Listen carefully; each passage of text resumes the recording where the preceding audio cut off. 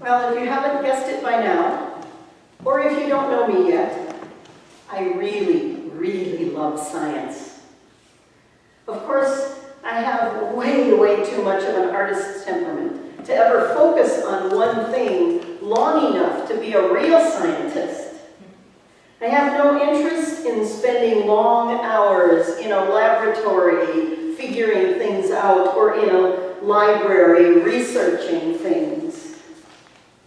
I love learning about science and thinking about science. I love thinking about the way things work. I love learning about how clever people have figured out how to work with the things that nature gives us and create something new. So, when I first saw a citrus grove grafting process, I was fascinated. So fascinated, in fact, that I thought, well, if I've never experienced it before or heard about it before, it must be a relatively new practice. And then I read my Bible. Just think about this for a moment. When Paul was writing to the Romans nearly 2,000 years ago, plant grafting was such a common practice that he felt comfortable using it as a metaphor for inclusion into the community of Christ. He just assumed that his audience would know what he was talking about when he talked about wild olive branches being grafted onto a domesticated tree of the grove. Now, as I'm writing this, I'm wondering how many of us have been so separated from the world of farming and plant life that there may be some listening who really doesn't know what I'm talking about. So let me quickly explain. Grafting is a process by which a branch from one tree is affixed to another in such a way that the tree just absorbs it and makes it a part of itself. It's an amazing quality that trees have. Perhaps you've seen a picture that floats around the internet once in a while of a tree that has absorbed and simply grown around a bicycle that was leaning against it years ago.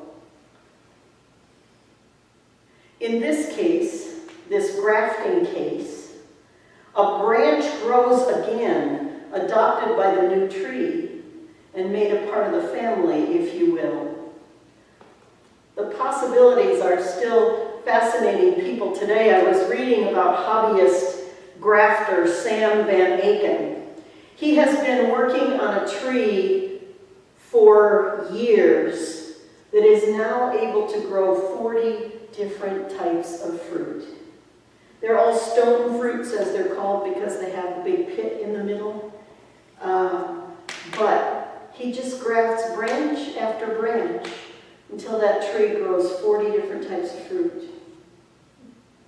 Another group from New York, who call themselves guerrilla grafters, sneak around the city at night, grafting fruit-bearing branches onto the decorative fruit trees that the city has planted on boulevards to beautify the city. So by grafting on these other branches, they're creating a food source for the citizens of New York. So where is Paul going with this grafting metaphor? I have to say that one of my favorite lines from this text is, "So do not become proud, but stand in awe." Stand in awe. You may have noticed in the weeks prior that up to this point in the book of Romans, much of what Paul has been saying has been directed at the members of the Roman church who had come to it through Jewish lines. He's been talking about Jewish law and circumcision and whether those Gentiles who don't follow either can be led into the group really fully or not. Well, now he has turned the tables, so to speak. Now he's talking about those who have been grafted onto the tree of life, oftentimes replacing branches that had to be pruned because they could not bear fruit. He's talking to the Gentiles about Israelites who had hardened their hearts to the message of Jesus Christ. Those Israelites who couldn't hear his messages of love and acceptance, who couldn't follow his way out of their existing cultural and religious norms, are now not part of this tree that is the Roman Church. But his warning to those Gentiles is absolutely crystal clear. Like the Israelites who believe you don't belong, humility is the word of the day. For this grafting process is not a once and done affair. The tender of the grove is constantly assessing each tree and rearranging to bring about the best fruits, the most healthy tree.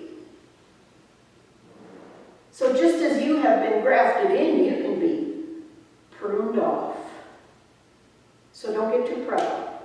Don't assume you're the one. Now, on first read, that might feel a bit threatening. On one level, it could seem that we all live our entire lives just waiting for the other shoe to drop. Am I doing enough to remain on the tree of life? Am I doing enough to please God? When will I be cut off completely and found out of God's grace? And there are certainly people who use texts like this as that kind of warning. People who see this as a message that justifies the pruning of some people out of the community of Christ. But my experience of God has never been about a glass almost empty.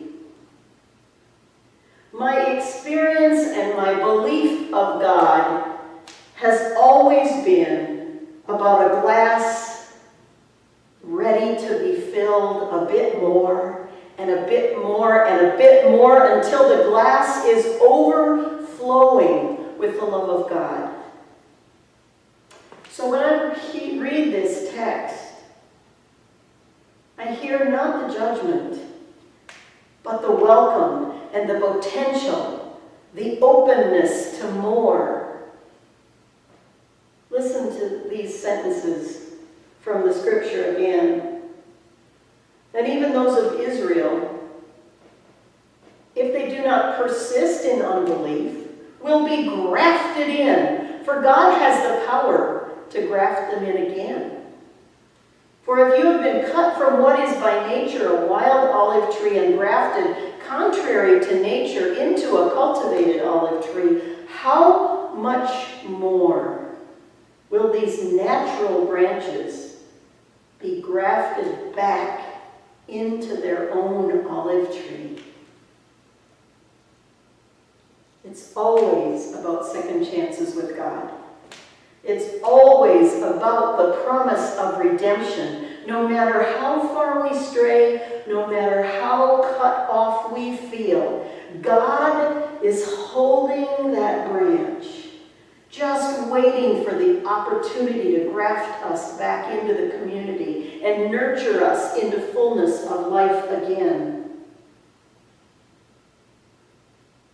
So, maybe your community has cut you off, telling you in no uncertain terms that you no longer belong.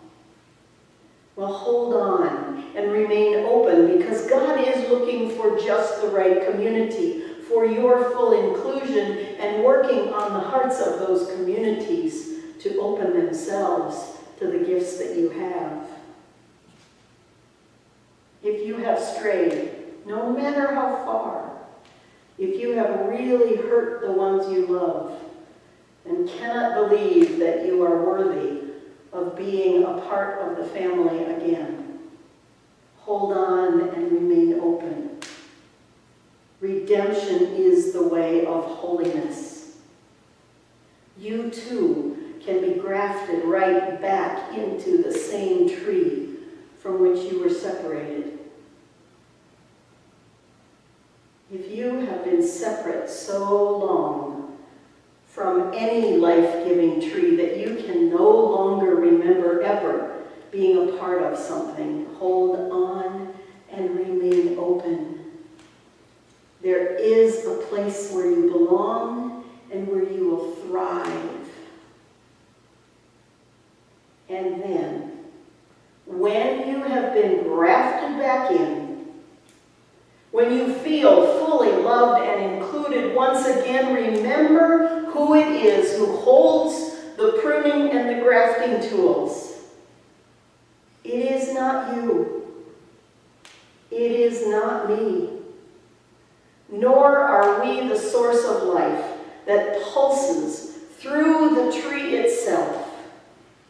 For we who call ourselves Christian, Christ is the vine. Christ is the root, the source of our life and our being. And as Paul says, if the root is holy, if the root is holy, then the branches also are holy. May it be so, and may we never